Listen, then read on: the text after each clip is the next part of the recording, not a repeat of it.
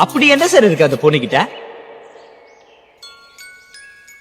அவ சிரிப்ப பார், பார்த்தாலே போதும் மின்சாரம் பாய்ச்ச மாதிரி இருக்கும். வெள்ளி காசுகளை அள்ளி இறைத்து பார், என்னவளின் சிறு புலி உனக்கு கேட்கும்.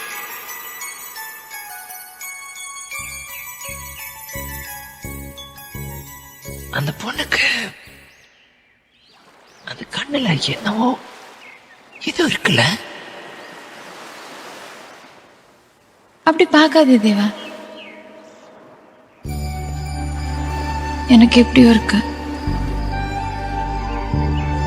அப்ப காதல் வந்துரும். வந்துருச்சு இல்ல?